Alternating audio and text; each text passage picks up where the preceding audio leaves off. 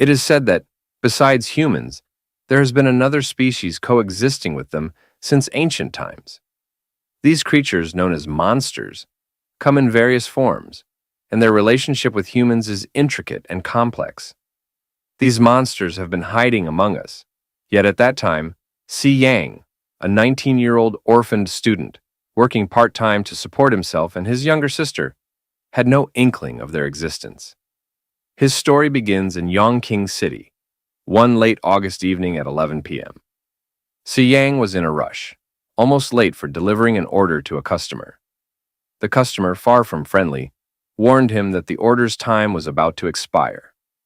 The pressure was on, and Si Yang hopped onto his middle scooter, determined to reach the destination as quickly as possible. Little did he know that this seemingly mundane delivery would change his life forever. As he sped through the streets, fate intervened. The building ahead collapsed, showering the highway with debris. Si Yang swerved to avoid falling cement, but his scooter was destroyed, and the food order tumbled to the ground. Dazed and disoriented, he looked up to see a massive, muscular cat monster hurtling toward him. The sight was unbelievable, yet there it was. The monster crashed into him, pinning him to the ground. Just when it seemed all hope was lost, the cat monster lifted Si Yang, ready to devour him. But a magical ball, seemingly from nowhere, struck the monster's arm. The impact forced it to release Si Yang. To his surprise, the magic ball had come from a fox monster, which now engaged the cat monster in a fierce battle. Si Yang watched, bewildered, as the fox bit into the cat monster's neck. As the dust settled, a figure emerged from the twilight. A beautiful girl. She declared that she had caught the demon cat, though she lamented being a little late due to a civilian getting involved. Si Yang's ordinary life had taken an unexpected turn, and he was about to learn that the world held secrets far beyond his imagination. The girl declared it was hopeless. The boy lay crushed, unable to finish their conversation. The panel shifted, revealing our boy, barely conscious, asking if he was going to die. His sister awaited him at home, hungry and worried. Despite his suffering, he expressed a desire to live longer. Just when all seemed lost, a glimmer of hope appeared. The girl apologized, admitting it was her fault he was hurt. She assured him she would save him. He needn't worry. As the species devoured him, our boy blinked awake, shocked by the unexpected turn of events. He wondered why he was still alive. Was it all a delusion? Perhaps he'd been daydreaming. Yet, behind him, a cute yellow slime waved, insisting it was no illusion. Everything was real. He turned to face the slime, shouting in surprise. Meanwhile, at the Shanghai Association, a report circulated. A new monster master had emerged. On screen, a mysterious man with long white hair marveled at the rare sight. The awakening of a new monster master. Our boy, the one they spoke of, watched in fear and amazement. Mud-like creatures conversed like humans, and the cute slime, Kyunggi, calmed him down. She explained that she had saved and healed him, revealing a pattern on his forehead, a green mark. It signified a blood pact, proof that he had received her blood. They were now partners, and she declared him her new monster master. With a smile, Kyunggi warned him not to get rid of her, lest he die again. Our boy felt overwhelmed, while Kyunggi rejoiced at having a master. She hoped they would work well together. He hadn't expected this strange twist in his life, feeling like a loser and an otaku delivery guy. Destiny had other plans, whether he accepted them or not. As he returned to his apartment, opening the door with a lonely and exhausted feeling, he faced an unexpected surprise. His sister's voice echoed through the room, scolding him loudly. She demanded to know why he was so late, reminding him that he hadn't informed her of his late-night return. Stepping forward, she brandished her cooking fan, her anger palpable. According to her, his tardiness had ruined the noodles she'd prepared. This girl was Siyue, his younger sister. She addressed him coldly, thrusting a ladle toward his face, demanding an explanation. Cornered, he pleaded for a moment to calm down and explain. With a serious expression, he confessed that he had taken an urgent customer order. Sweat dotted his face as he spoke. Siyue remained stern, insisting on the truth. He couldn't lie to her. Before he could finish, Chongi, the cute slime, interjected. She revealed that her brother had actually died, killed by a monster. But she had saved him by sharing a part of her own body. With Chongi's sudden appearance, the room fell into an abrupt silence. Our protagonist glanced at her, panic welling up. Would his sister be frightened by this unexpected partner? He scrambled to calm her down. But to his surprise, his sister acted strangely, touching every part of his body, checking if he was okay. After her examination, she commented that he seemed fine, giving him a thumbs up and a smile. His attention shifted to Chongi, and he couldn't resist grabbing her, asking what she was. Why was she so cute? His sister's lack of fear puzzled him, but seeing her happy eased his own anxiety. As they sat down to eat, he explained everything that had happened. Chongi revealed that he had made a blood pact with her, making him her master. She blushed, embarrassed by the admission.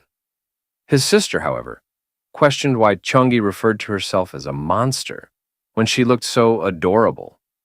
The unexpected words nearly choked him, and he responded with anger. But then his sister's expression changed. Sadness and fear crept in. She was relieved he was okay, demanding that he never leave her alone again. Tears welled up in her eyes. Standing up, he assured her that he wouldn't seek trouble or get involved in dangerous situations. It was a promise. His sister blushed and looked shy, but her smile revealed her happiness. Meanwhile, Chongi raised her hand, suggesting that things might be difficult for him. He wiped sweat from his face, asking her what she meant. Before they could continue, the doorbell rang, a sudden interruption. He hurried to answer it, finding a guy waiting outside, and as he opened the door, thankfully, it's not what we feared. It's not some ominous sign or misfortune waiting to happen. Instead, it turns out to be a girl, someone who had witnessed his near demise earlier. When they saw each other, our boy was shocked, not expecting this encounter. He asked her what she was doing in his home, while the girl, equally surprised, wondered how it was possible that he had recovered from such a perilous situation. She remarked on how strange it was, noting his miraculous recovery. At that moment, the charming Chongi greeted her. As she looked at him, she realized the reason for his swift recovery. With a knowing smile, she told him that she was sure he was the new monster master their guild had been talking about.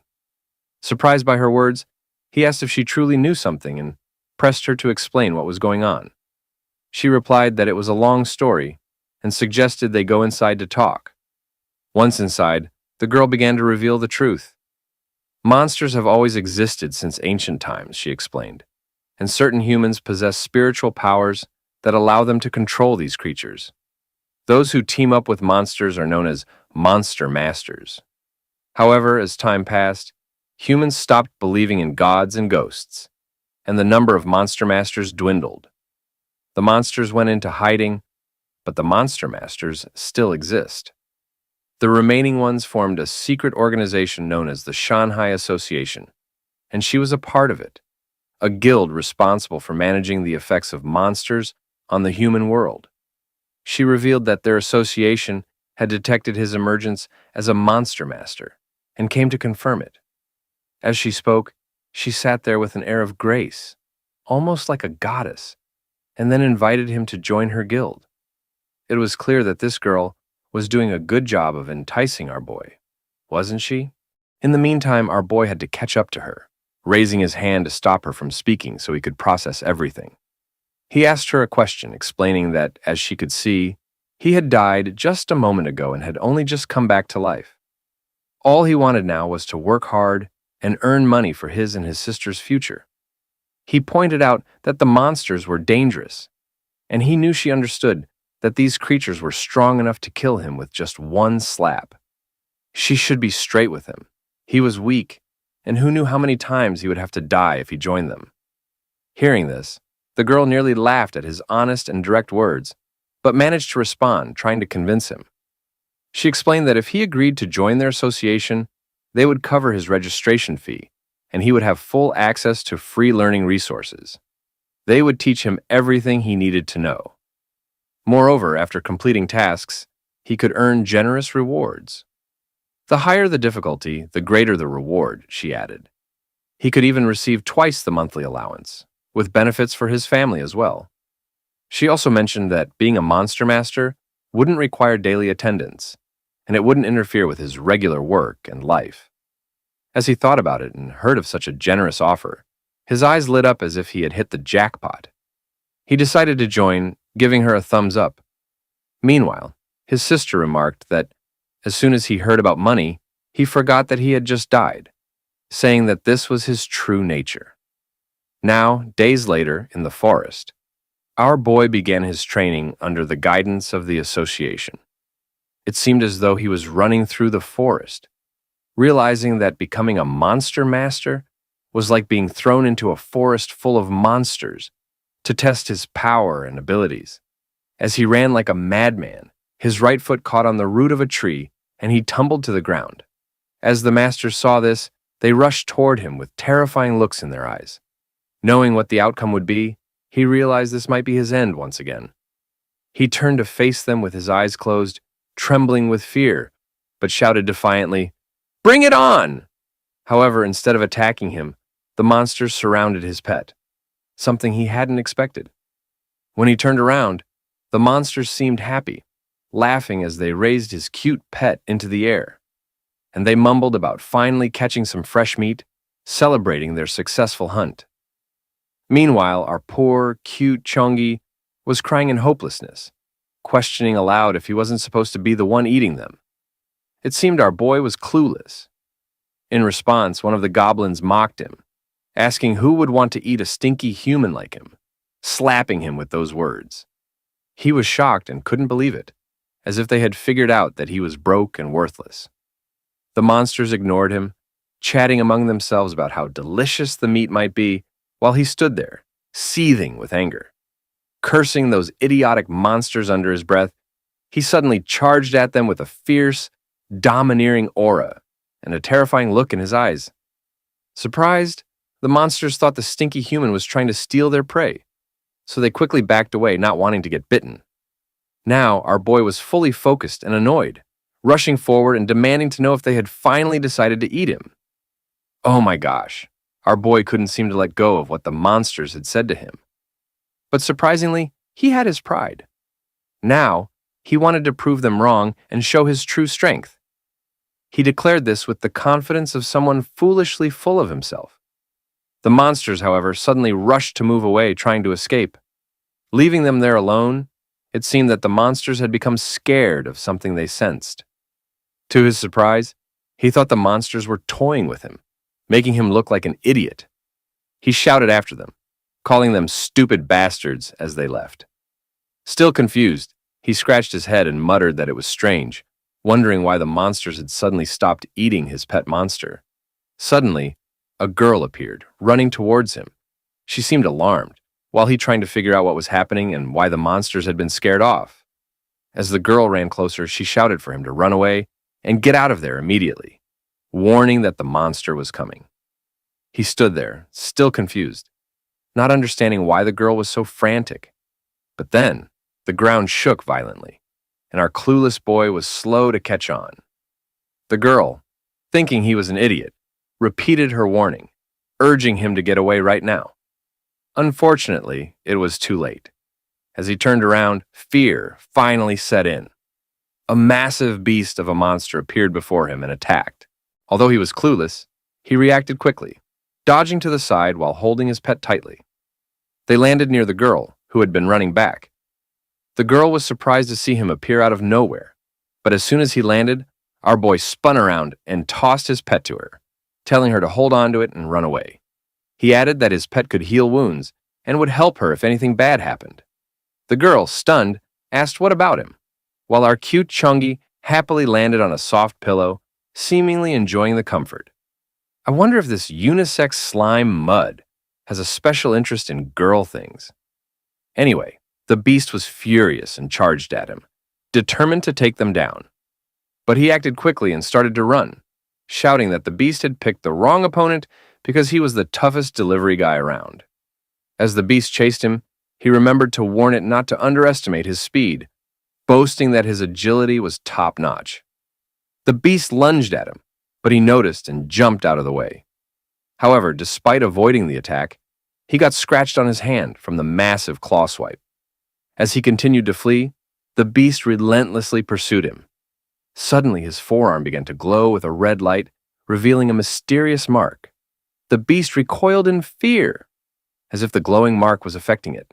Then, to his surprise, the beast started to transform into a little cat. He hadn't expected this at all. The once ferocious beast, now a tiny cat, approached him with the mark still visible on its head, as if it had formed a contract with him. But as you know, our boy was clueless and had no idea what was happening. He wondered how the giant beast had suddenly turned into a little cat. The cat, now rubbing against him affectionately, showed its soft side, and our boy couldn't resist the cuteness of the little creature. After that scene, the girl showed up, hugging Chungi tightly, and it seemed our little Chungi was thoroughly enjoying it. She returned to check on him, making sure he was fine, to which he replied that the situation had somehow resolved itself. The girl then noticed the small cat and asked if it was the beast monster from before. He confirmed it, though still confused himself. Suddenly, the girl asked him how he managed to tame the little cat. He replied that he didn't do anything. He honestly thought he was going to die and had no idea what had happened. But then a bright idea popped into his head. Boasting, he told the girl, that maybe he was a genius among geniuses, which is why he defeated the monster with just one blow.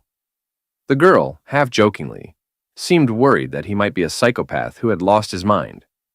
But before she could respond, Chungi jumped back onto his shoulder, and he added, with a bit of flair, that maybe he had some sort of superpower hidden inside him. As the girl inspected the little cat, he rubbed its head and remarked that it didn't look identical to the beast from before. He started to believe that the beast must have died from his single strike. Our boy seems to be dreaming, huh? The girl, seeming to agree, said that if that's the case, then the little cat is a new member too. She added that it was so cute, she wanted to touch it herself. However, the little one sensed her intention and, not wanting to be touched by anyone else, emitted a warning aura, showing its loyalty to its master. Realizing this, she decided not to push her luck and let it be. The girl then introduced herself as Ivy and extended her hand for a handshake, asking for his name. He replied that he was Si Yang, a newbie member of their association, and shook her hand. As they exchanged introductions, Si Yang thought about how he was already considering giving up and quitting the association. But Ivy noticed something on his hand, a mark, and asked if he had just tamed the fierce beast cat. He responded by asking if she was talking about the contract with his pet, Chungi, while pointing to the little creature. Chungi, of course, had no idea what his master was talking about. Ivy explained that the mark on his wrist matched the one on the cat's head, proving that he had tamed it and formed a contract. When Si Yang asked why his buddy Chungi didn't have a mark, she explained that it was a normal contract mark that would disappear after a while. Ivy suddenly realized something and was amazed, wondering if Si Yang had also made a blood contract with Chungi, meaning he had 2 monster contracts. Si Yang, clueless about how incredible that was, began to boast again. But before he could get carried away, our Nuna appeared, rushing over with a worried look. She mentioned that a fierce beast had escaped and caused havoc, but she seemed surprised to find them unharmed. She asked if everything was all right or if she was seeing things wrong. She looked around searching for signs of havoc, but found none. When she asked if they had seen the beast, the 2 of them pointed to the little cat she had been searching for. Surprised, she couldn't believe it, and double-checked to see if she was mistaken, that the little cat was indeed the fierce beast. Now that she had calmed down, she wanted to know how it had happened and asked how the fierce beast ended up like that. The 2 of them, just as clueless, responded that they didn't know either and were just as curious as she was. Thinking that these 2 might be difficult to handle and that teaching them would be a challenge, Ivy guessed that the mark on Si Yang's wrist might have something to do with it. When Si Yang showed her the mark, she initially brushed it off, saying it was just a contract mark, so what was the big deal? But then, as it dawned on her, She was shocked and asked if he had made a contract with the fierce beast, reminding him that he had already formed a contract with Chungi. She asked if it was even possible to form more than one contract with monsters. As expected, Siyang, still clueless, replied with a shrug, asking what the big deal was and if it was strange for a monster master to do so. He scratched his head, clearly puzzled.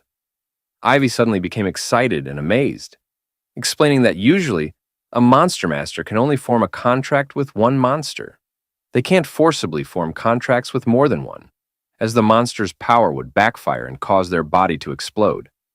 But not only did Si Yang manage to forcefully form a contract without exploding, he also made contracts with two monsters. She added that he not only contracted a fierce beast, but also managed to turn it into a small form.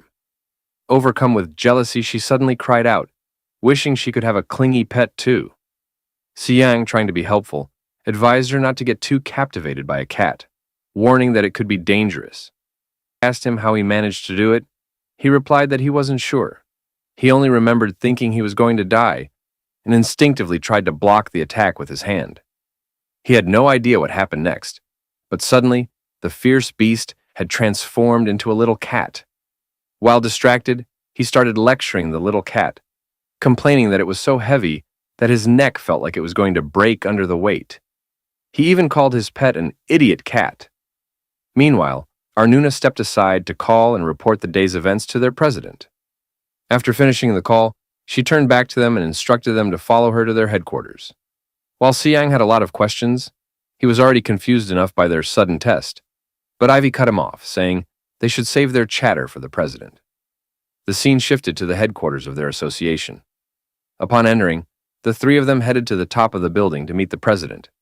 It seems that she was not only a new monster master, but also the president's granddaughter, as she called him, Grandpa. Si Yang was amazed at how grand and majestic the place was. When the president, Zhu Qingrong, turned around, he officially welcomed them to the association guild. Introducing himself as the president, he looked at Si Yang with a mix of disbelief and admiration, astonished that the boy had managed to tame two monsters at the same time, a truly surprising and rare talent. While our boy was just about to say resigning from the job, Ivy interrupted, praising their president and asking if it was true that the association's monthly subsidies for monster masters were exceptionally high. The curious and shocked expression on Si Yang's face showed how intrigued he was by what Ivy said. Their president laughed and confirmed it, saying it was true. He added that, in addition to the living allowance, there were extra subsidies for completing association tasks, with the amount varying depending on the task's difficulty. He further mentioned that for out-of-town assignments, travel expenses were fully covered, and the subsidy was doubled. Hearing this, both Si Yang and Ivy were captivated by the idea of earning so much money. It was clear these two had the same weakness when it came to finances. The old man concluded his explanation about the benefits and offerings of their association. Turning to Si Yang, he inquired if Si Yang had a younger sister. Si Yang appeared baffled, and the old man's smile lingered. Just then, their phones chimed with notifications. Si Yang checked his messages, revealing a 10,000 yuan deposit from the association group. The old man added that a basic living allowance would be provided for two people. Si Yang's jaw dropped in surprise. He hadn't anticipated this windfall. His initial suspicion that the association might be a scam wavered. Instead, he resolved to prove himself loyal. Si Yang pledged to serve them faithfully, even if it meant being ordered around like a devoted dog. After all, when it came to money, Si Yang was truly unyielding. Now, the old man addressed them, if you require anything, don't hesitate to ask. Our association boasts an extensive collection of materials related to monster mastery. He emphasized that, as official members, they needed to immerse themselves in study and acquaint themselves with the associated tasks. The response came swiftly, "Yes, master!" Their excitement palpable, they departed to guide fellow members to their assigned rooms for basic supplies. Meanwhile, the old man and his granddaughter, our Nuna, lingered behind. Curiosity tugged at Nuna. "Grandpa," she began, Why didn't you inquire about the undone fierce beast seal? It's odd that our newcomer, like that money-loving idiot Siang, her future boyfriend, could break it. Kidding aside, the old man's expression turned serious. The fierce beast seal, he explained, has weakened over time. Even without Ai Wei's accidental intrusion, it would have unraveled soon enough. Xiang merely happened to trigger it prematurely. There's little useful information to glean from asking them. Our Nuna was confused and started to say something about strengthening the seal, but before she could finish, her grandfather interrupted. He explained that even if they exhausted all the spiritual energy of the monster masters in the association, it would only delay the inevitable. It was merely a temporary solution. This piqued the interest of our boy, because his grandfather mentioned that he had unique potential and talent, which was an unexpected delight for him. The old man, who had thought of the boy as a clueless child, was impressed that the boy could solve a problem like a hot potato so easily.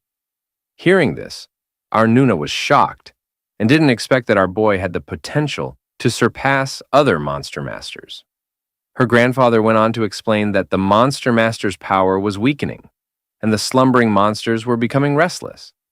He emphasized that the boy had a special constitution and unlimited potential, and that his appearance at this crucial time gave them and humanity new hope. He ordered her to pass on his words. Whatever our boy needs, they must satisfy him and provide everything necessary to make him part of their combat force as soon as possible. They needed him for the success of their mission and for the future of humanity. What do you think, guys? Anyway, the old man didn't expect that a bird outside was overhearing their conversation. It appeared to be a beast monster sent by the enemy. Once it heard the news, the bird fled to report back to its master. Far from the city, in a rocky, dusky place, a mysterious figure awaited. The bird arrived and relayed everything to the man, who seemed shocked. "How can it be possible?" he said, amazed that those monster masters actually possessed such abilities. Apologizing, though it wasn't clear to whom, or perhaps to something hidden in the dusk, the man raised his hand and added that he had intended to save his little pet, but it had been snatched away. However, he vowed, with eyes shining with determination, to take it back. The scene shifted to the Shanghai Association canteen, where many members were eating. Suddenly, a loud bang echoed through the room, and it seemed our boy had lost consciousness, lying on the ground. Ivy rushed over to him, seeing him fall, clearly worried. She shouted, asking what had happened and if he was okay. Our boy lay there with a rat on his face, surrounded by his beast pets, all of them with worried expressions. The mark on his hand was glowing, and it seems it was disappearing as Ivy tried to wake him, saying he didn't seem to be breathing and calling for help in a panic. Meanwhile, our boy woke up in a strange place, seemingly within his own mind. Scratching his head, he noticed the place felt eerie, like a ghostly realm. He wondered why he was there, as he clearly remembered being in the canteen, eating just moments ago. It felt as if someone was playing a joke on him, or as if he had been taken by Hell Sama. But kidding aside, he was utterly confused about what was happening. Before he could say anything, he noticed someone else in the distance. As he looked closer, he saw it was his Nuna Jujiji. Confused, he rushed over to her, asking what she was doing there and if she knew where they were. However, Ju seemed to notice him and cryptically said, "If you like the video, always stay tuned," before turning away. It became clear that this wasn't Ju. It was his pet Chongi, mimicking her appearance. Shocked and scared, our boy shouted, which caused him to wake up abruptly. It had been a true nightmare, the first time he had encountered such a disturbing dream. As he woke up, his cute Chongi was staring at him with wide eyes, scaring him even more. Sweat covered his face as he looked at Chongi in confusion. Ivy suddenly grabbed Chongi and held it in front of him, saying he was finally awake and asking if he felt uncomfortable. Still clueless, he asked what was wrong, not remembering anything about why he had lost consciousness earlier. While Ivy explained to him that his pet mouse had been so greedy that it jumped out of his arm while he was eating, startling him, which is why he lost consciousness. She felt embarrassed saying this, while the mouse nestled in Ivy's soft bosom seemed to feel sorry for what it had done. Hearing this, he didn't expect to feel like a scared child and tried to make excuses, claiming he wasn't scared at all, and that something else must have caused him to lose consciousness. Ivy, however, continued to blame herself for what happened, insisting that after his pet jumped onto his face, he fell and passed out. She apologized, expressing her concern.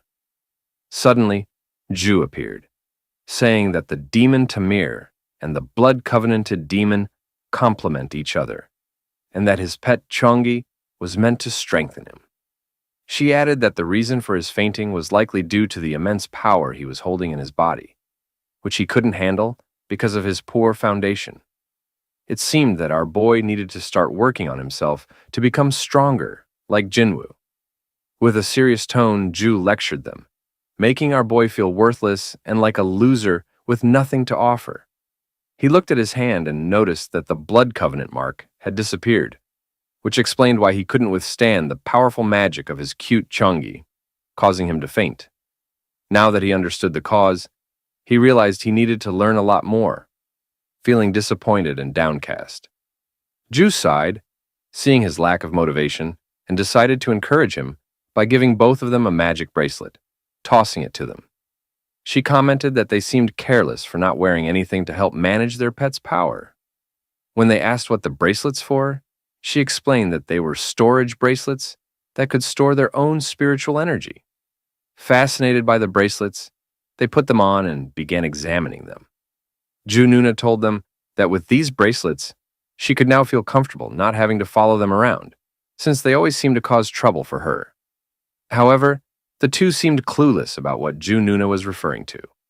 With confused expressions, they asked her how they could send their spiritual energy to the bracelets, addressing her as their teacher. Jununa felt a mix of frustration and amusement, wondering how these two funny idiots could be the worst students she had ever taught. Without much choice, she decided to teach them. She asked them to show her their hands and extend their index fingers.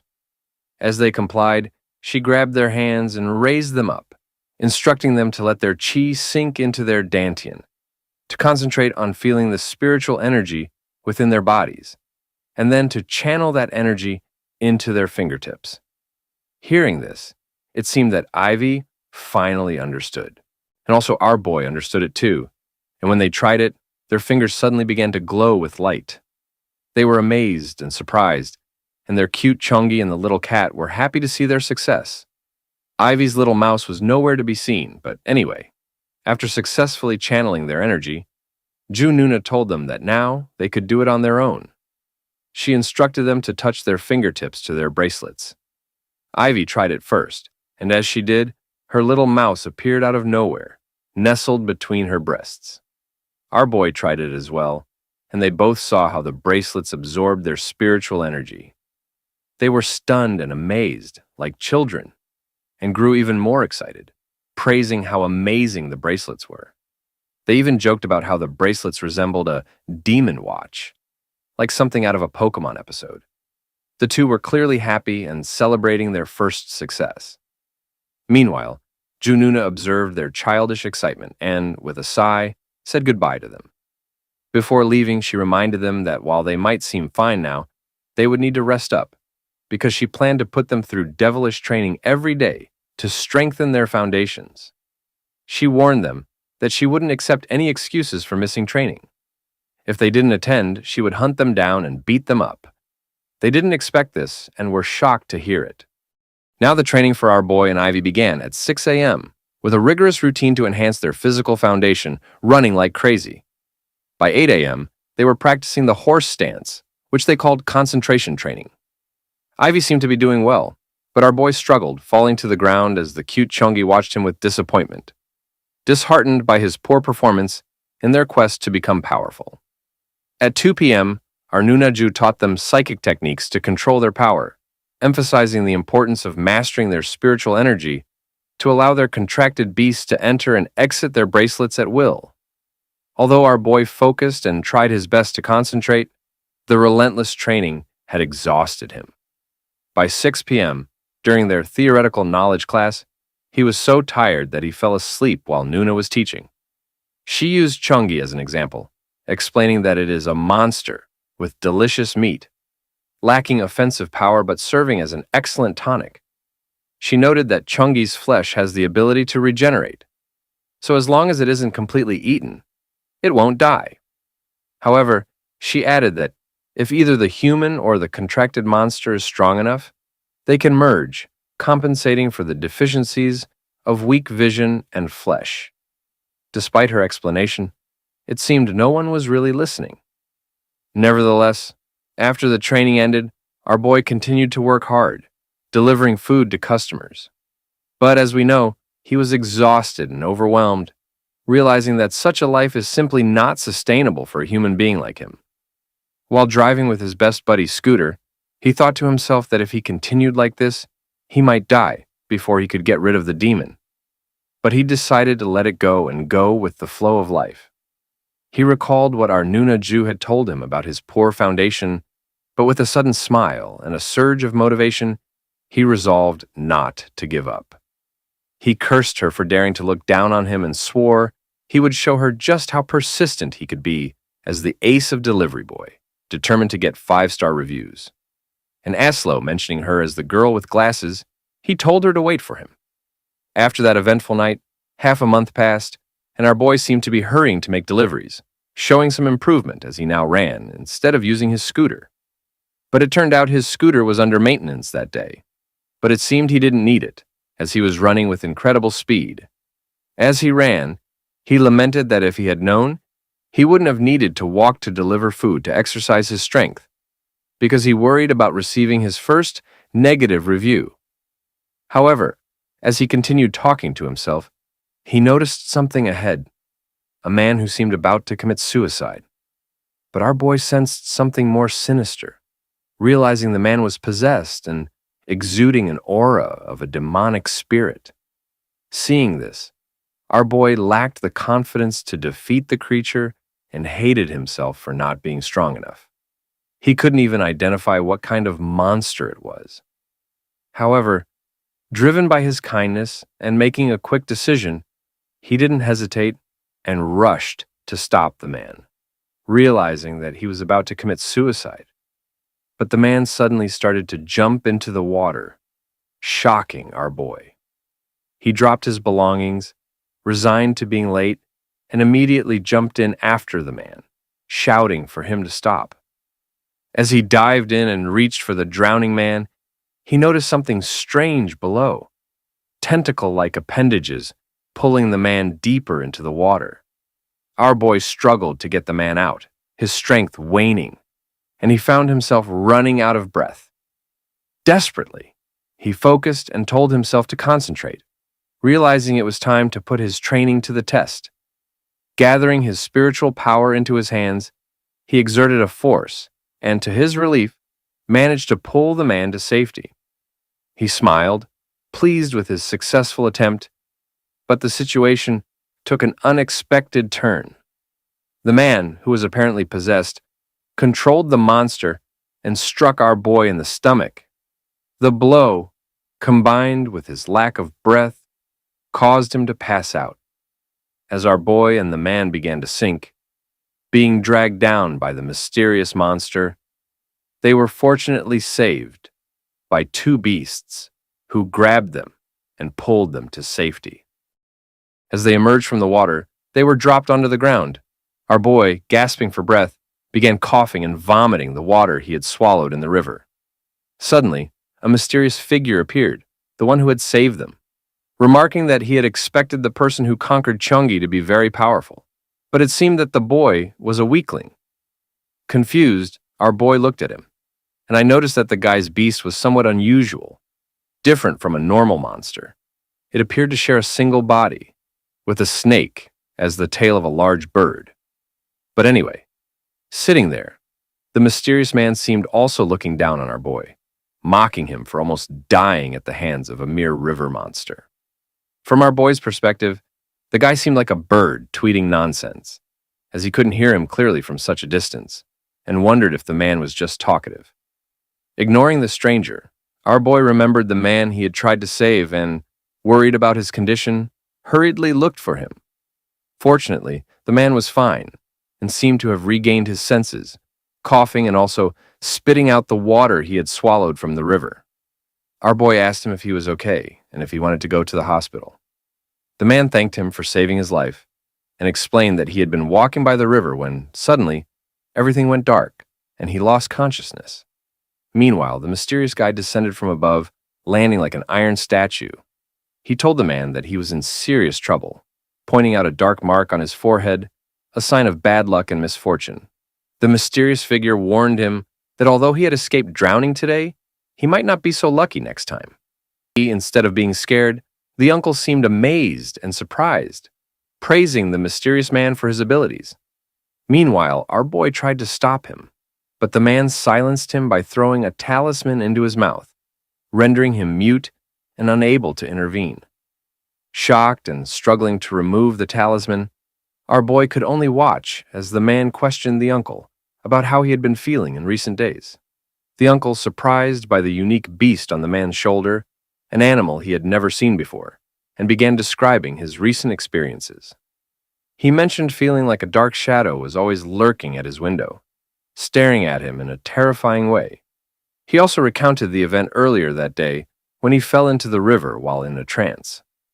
The mysterious man then pulled out his business card, saying it contained his contact information, and clarified that he wasn't trying to bargain, indicating that he understood the uncle's concerns. The uncle, grasping the situation, assured him that he knew the rules and promised a generous reward if the man could fix his problem. They agreed on a deal, with the man instructing the uncle to send his home address later and wait for him at 8 o'clock the following night. He assured the uncle that he was safe for now and sent him on his way. While it seemed the uncle was more afraid of the mysterious man than the monster, possibly because he valued his wealth and perceived the man as a collector. In a hurry, the uncle left, saying he would await the good news.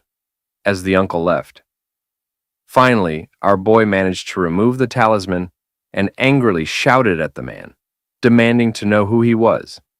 He scolded him for rudely cutting him off, comparing his outburst to being lectured by a mother. The man, full of confidence, introduced himself as Li Qingyan, a member of their association. He explained that he was assigned to guard the area against monsters and didn't expect to run into our boy there. As he spoke, he raised his talisman, boasting that it was a powerful weapon capable of defeating the monster. And after introducing himself, they walked toward the river. Li told him that their task was to deal with the monster in the river first, before they could help others. He added that it would be a good experience for both of them, and a chance for him to exercise his beast. Our boy, still uncertain, asked if they were strong enough to handle it. Li confidently assured him of his skills. Li told him not to worry, claiming that his talisman was different and superior to those of other members of their association. He boasted that only he could handle the monster easily, pulling out his talisman again and throwing it, asserting that he could manage the monster alone. As the talisman landed and burned over the course of an hour, our boy remarked that it was not impressive at all. Li, now panicking and sweating, said that the small monsters hiding there had something unexpected. Our boy suggested that Li might be too weak, which is why the monster wasn't showing itself, and proposed that they ask for help. Before he could finish, a sea monster with a hideous, Medusa-like face and a human face on its forehead suddenly appeared. Both of them were stunned by the monstrous creature's sheer size, and in their shock, they ran away in terror. Li asked why our boy was running so fast, when he was the one who had been the most eager to confront the monster. As they fled, the sea monster pursued them. Our boy confronted Li, questioning why the little monster he had mentioned was so enormous and accusing him of lying. He warned Li that without his prior experience, he would likely have been killed again. Li explained that he hadn't expected the monster to have such a terrifying face on its forehead. Amidst their argument, the sea monster continued to chase them. Meanwhile, in Jununa's residence, while she was sitting and drinking her cup of tea, her phone suddenly rang with a short, sharp tone. She picked it up, demanding to know why they were calling her, since she knew it was her day off. She claimed to be busy, even though she was just relaxing. However, she was surprised to hear bad news from Li Qingyan, who said they were in a bit of trouble and needed backup to rescue them. While scolding him for not following her orders, she always reminded him not to provoke anything he couldn't defeat.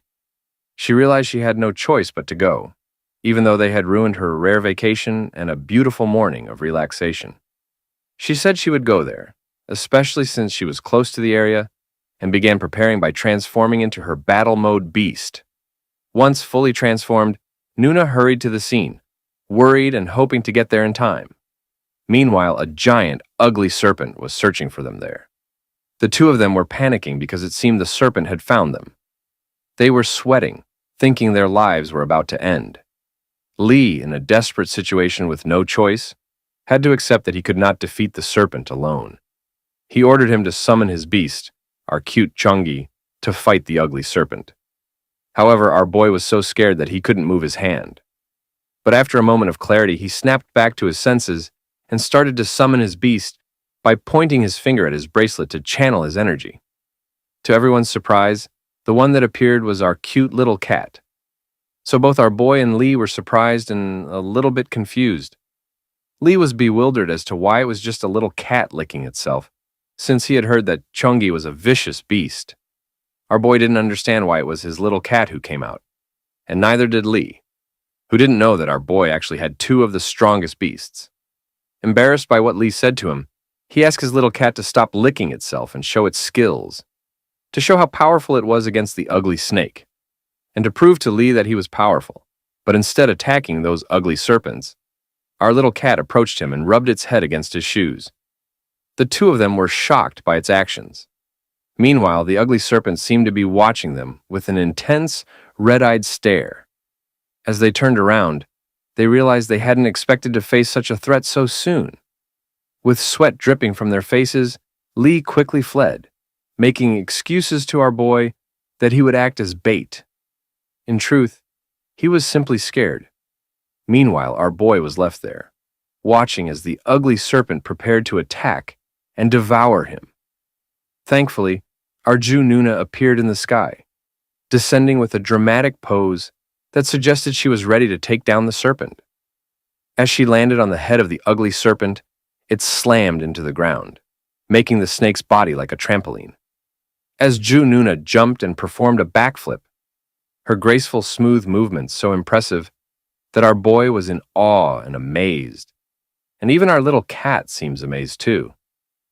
As Ju Nuna landed successfully, these two troublemakers didn't expect to see her transform so spectacularly, merging with her beast.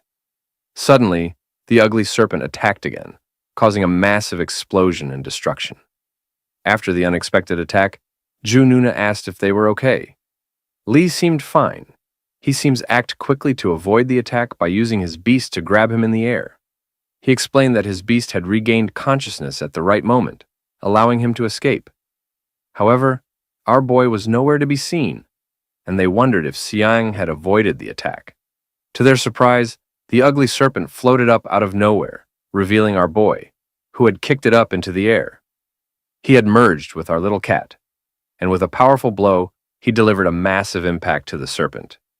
While the two were stunned to see him fighting the serpent alone, Li, confused, commented to our Ju Nuna, whom he addressed as his teacher, about how Xiang's looks resembled hers.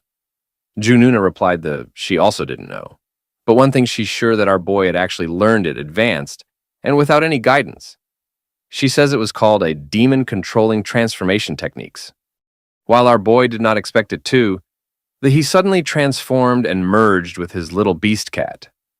In a state of confusion, he wondered how it was possible and asked himself on how it happened. A panel then explained the conditions for triggering this transformation. A demon master who is cultivated to a certain level can randomly unlock the skill. Once it is triggered, it is no longer random and can be used at any time. Moreover, their beast can merge into their master's body if it wishes. But if the owner's body does not have enough spiritual energy, it can cause an explosion and bloodlust. As the explanation continued, our boy was fighting the ugly serpent snake. He hit the snake in the face, and it seemed the creature sensed something was wrong and started to sweat. While beating it, our boy mocked the ugly serpent, making the other ugly snake angry.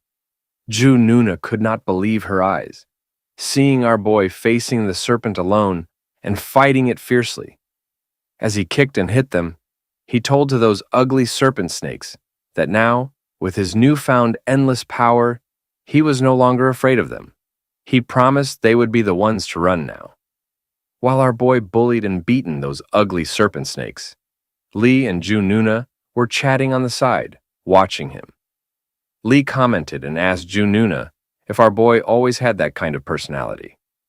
Nuna replied that it was a side effect of his first transformation, and he seemed a bit exaggerated in using his new power.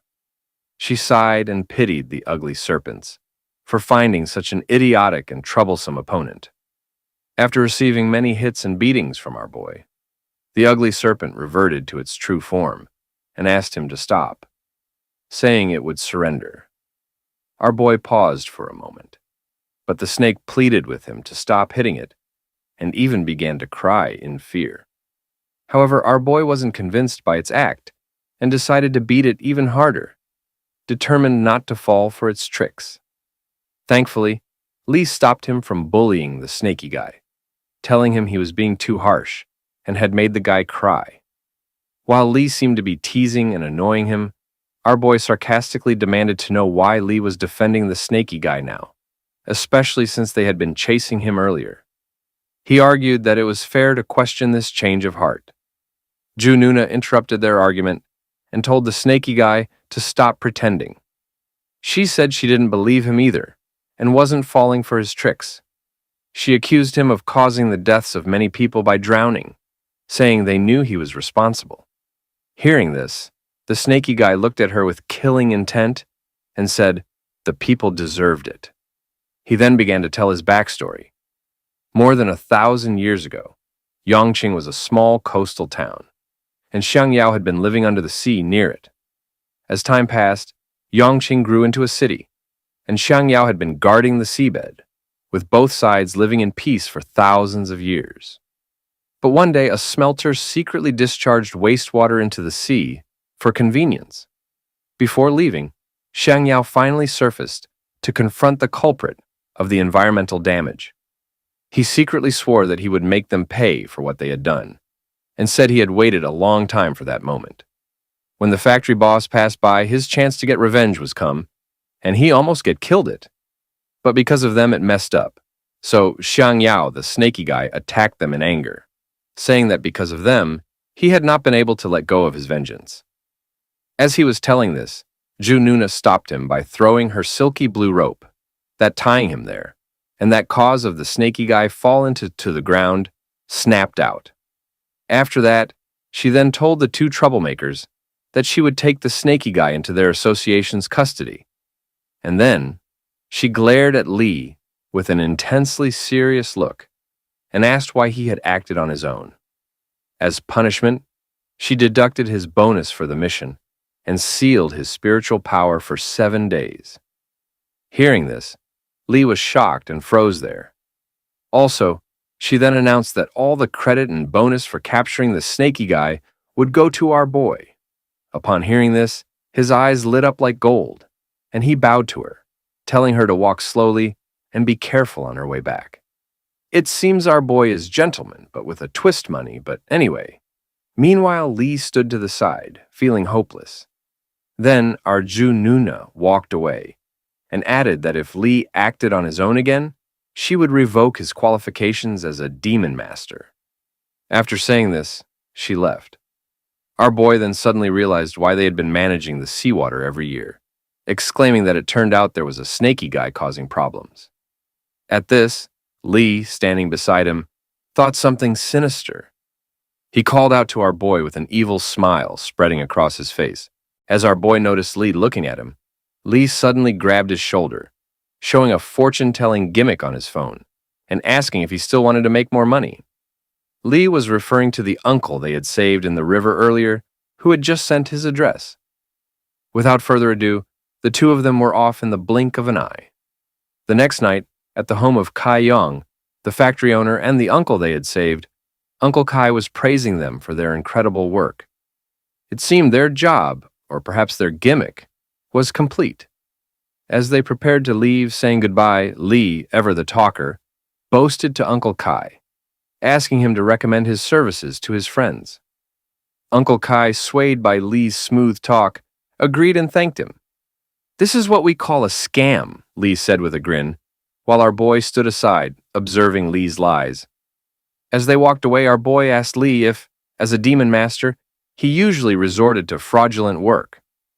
Lee, feigning innocence, asked what he meant. Our boy pointed out that he had been holding a glowing talisman for a while, and Lee had summoned little demons to bother the uncle earlier to trick it. Understanding the accusation, Lee took out his phone and explained that they had done their part. Since he lacked spiritual power, he let our boy use his golden light talisman, so he should be grateful and accept his commission.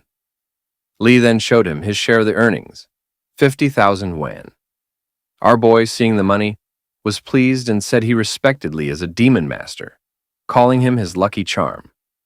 Lee, proud of himself, insisted they hadn't cheated. They had simply promised to help Uncle Kai solve his family problems. "Forget about the little monsters I summoned," he added. "What's most important in life is money, to survive in a society full of hypocrites." Jokingly, Lee pointed out that our boy's beast, the cute little Chungi, had helped solve the problem and even managed to steal evidence of the factory's pollution discharge. "So, we deserve some compensation for our hard work, right?" Lee asked. Our cute little Chungi revealed a USB drive containing all the surveillance evidence they had stolen. Impressed, they praised Chungi for the successful theft. They fist-bumped in celebration of their completed mission. Lee told our boy he was a great guy and that he wanted to get along well with him, asking him to look out for him in the future. Our boy agreed, and the two left happily, enjoying their newfound camaraderie. Unbeknownst to them, a beast bird monster before had been spying on them, listening to their every word. The bird flew away to report back to its master, who was deep in a magic ritual. The master, struggling and sweating profusely, infused all his energy into a spell formation. The spell burst with a massive surge of energy, and though it seemed successful, the man collapsed, vomiting blood from the exertion. The blue light turned red, and with an evil smirk he said, "Go ahead." Whatever he had unleashed was likely a curse or a summoned master, something dark and ominous. Anyway, later in the mountains, in the Shanghai Association, they detected something beeping on their screen. Unfortunately, the duty guard was in the wrong place at the wrong time and had already left, so he missed it. The next day, our boy was checking his phone and noticed an order from a customer that seemed a bit odd. Annoyed, he thought about how this customer always ordered food from every store on the street, and it was always him who had to deliver it. Are they always having a party there? He wondered. Soon after, our boy arrived with all the customers' orders and, feeling curious, decided to ask why they always ordered so much food. He rang the doorbell and the door swung open quickly. Smiling despite the trouble, our boy apologized for any wait and handed over the side dishes that had been ordered. The customer turned out to be a massive pig-like man who rashly jumped at the food. Our boy was surprised to see this large man suddenly leap towards him to grab the food. The guy immediately began a mukbang, eating as if our boy wasn't even there. Confused, our boy decided to leave, saying, "I hope you have a pleasant meal," and wondered if the man had some kind of eating disorder. He felt that something wasn't quite right about him. As our boy turned to leave, he suddenly heard a loud noise. When he looked back, he saw the fat man lying on the ground, seemingly having choked while eating. Shocked, our boy hadn't expected this to happen. It seemed like it was the man's last meal. But I'm just kidding. That's the end of the video. Comment down below because your opinion was valid. See you in the next part, and thank you for watching.